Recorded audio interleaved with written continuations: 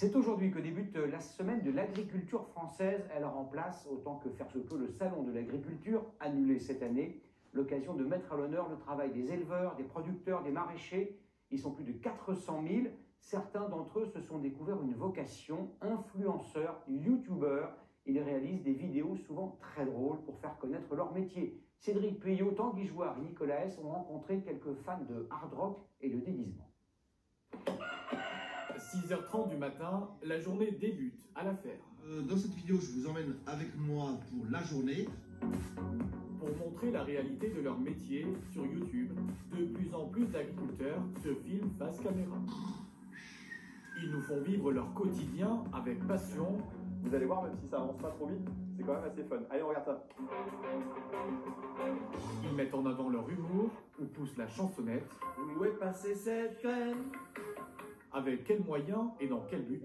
Rencontre avec ces agriculteurs youtubeurs. Notre tour des exploitations agricoles commence à Virer-en-Champagne, dans la Sarre. Étienne est à la tête d'un cheptel de 75 vaches laitières. Ses journées sont déjà bien remplies, mais depuis 3 ans, il est aussi agri-youtubeur. Vous aurez compris le jeu de mots. Donc si vous avez des remarques... Il partage sa passion avec plus de 80 000 abonnés, mais c'est surtout pour lui l'occasion de montrer les coulisses. L'idée, c'était vraiment de montrer mon travail pour répondre aux questions des gens sur le lait, sur les vaches, sur le travail dans les champs, et de casser un peu les clichés qu'il y a sur l'agriculture. Sa vidéo la plus regardée, la voici. Il y démontre les arguments d'une autre youtubeuse sur les dangers de l'élevage laitier. Alors moi, c'est clair, je ne représente pas l'industrie. Chez moi, il n'y a rien d'industriel, c'est une ferme familiale. Des réactions spontanées et une simplicité qui font d'Étienne l'un des agriculteurs les plus suivis. Chez lui, pas de chichi, il parle sur Internet comme dans la vie. Je ne comprends pas mon langage, entre guillemets, quoi. Je me dis, ah, ça ne faudrait pas que je le dise. Je balance, des fois je peux dire des gros mots, je dis des gros mots, quoi. Ça plaît plus aux gens, j'imagine, quoi. Salut, c'est Thierry. Une notoriété qui fait des émus. Près de Lens, dans le Pas-de-Calais, rencontre avec Thierry, alias agriculteur d'aujourd'hui. Il était le premier sur YouTube. Déjà vu sur la chaîne. Au fil des années, il s'est professionnalisé et a investi 10 000 € dans du matériel audiovisuel. Et après, parfois, quand on a des déplacements ou des choses comme ça, on demande une indemnisation pour tout simplement rentrer en équilibre, j'allais dire, sur son budget.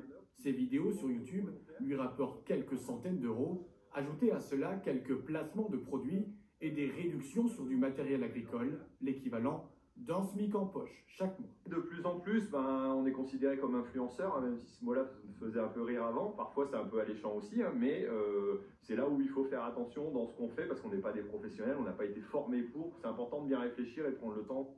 Mais aujourd'hui, les paysans les plus connectés ne sont pas français.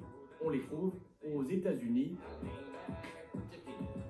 en Chine et surtout en Inde. Voici l'agriculteur le plus suivi au monde. Sa chaîne, Farming Leader, rassemble 4 millions d'abonnés. Les agriculteurs s'expriment de leur plein gré, bien sûr. Aujourd'hui, ils sont même conseillés, voire coachés par des associations très actives, comme France Agri-Twittos. D'ailleurs, Bruno Cardo en fait partie. Le voici dans ses champs de colza dans l'Aisne. Lui aussi est agriculteur-youtubeur, enfin plutôt agriculteur-chanteur. Vous avez pas vu Zaza? La la la la la. Sans se prendre au sérieux, il fait passer ses messages en chansons. Exemple, avec une reprise du tube antisocial, transformé en anti-farmer.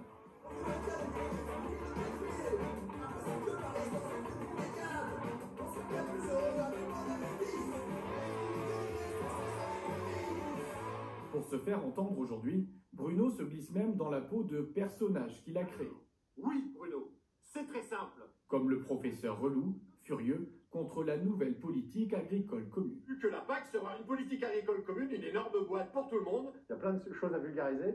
Et dans tout ce chemin-là, entre moi et l'assiette, il y a plein de choses qui ne sont pas comprises. Et tout ce qui n'est pas compris fait peur. On est 400 000 agriculteurs. Si on le faisait tous, on n'aurait pas de problème, on n'aurait pas de détracteurs. Il faudrait qu'on s'y colle tous. De quoi peut-être faire naître des vocations chez les jeunes agriculteurs. En France, il serait une 50aine d'agri-youtubeurs et youtubeuses. Je vous en